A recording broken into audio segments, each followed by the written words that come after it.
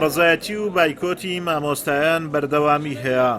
2000 ناڕەزایەتیەکان سنووری زۆنی سەوزیان تێپەڕاند و مامۆستایانی وانەبێژ لە قەزای چۆمان گربوونەوەیەکیان ئەنجامدا و داوای پێدانی موچە لە کاتی خۆی و بە هەمیشەیی کردنیان دەکەن. وان نزیکەی 2 هەفتەیەوە گوانە بێژان و مامۆستایانی دانەمەزرا و بەردەوامین لە بایکۆت و کۆبوونەوە و خۆپیشاندان. وێڕای ئەوەی کە سوورین لەسەر داواکاریەکانی پێشومان کە خۆی لە دامەزراندن و بە هەمیشەیی کردنمان دەبینێتەوە. هاوکات لێدوانی نابەرپرسانەی هەر کەسێک سەرکۆنە و شەرمەزار دەکەین کە بێوێت بە هەڕەشە و چاوسوورکردنەوە وانە بێژان ناچار بە بایکۆت شکاندن بکات. ماوەی 2 هەفتەیە مامۆستایانی وانەبێژ لە 30 قوتابخانەی قەزای چۆمان بایکۆتی هۆڵەکانی خوێندنیان کردووە و دەڵێن تاوەکو کێشەکانمان چارەسەر نەکەن ناچینەوە نێو هۆڵەکانی خوێندن.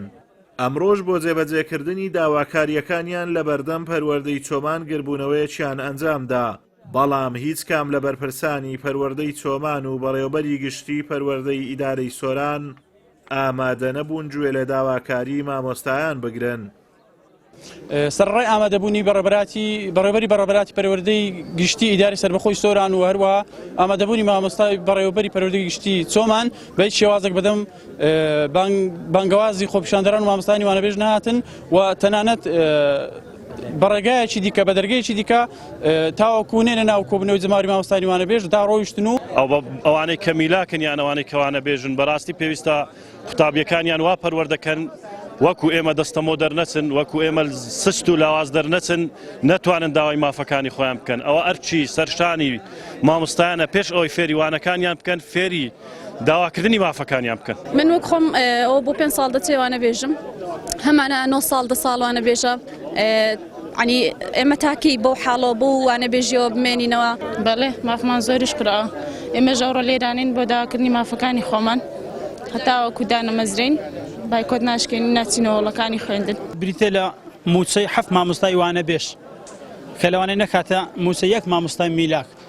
بەدڵنیایەوە پێتان ئەڵێم کەم وەکو بەڕێوەبەری قوتابخانەکە من لە هەموو مەکتەبەکان ئەو تێبینەم کردێ کە مامۆستایانی وانەبێژ زۆریان عنی ناڵم 100% بەڵام 80 بەسەرەوە لە مامۆستای میلاک ماندیترن.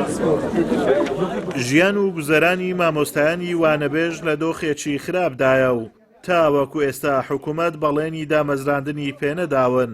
ئەمە لە کاتێکدایە ژمارەی مامۆستایانی وانەبێژ لە زۆرێک لە پەروەردەکان لە مامۆستای میلاک زیاترە.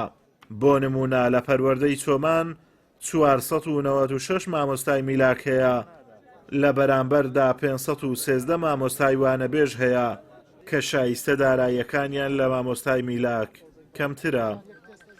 ئازادۆمەراوەی کەناڵی ئاسمانی پەیام قەزای چۆمان.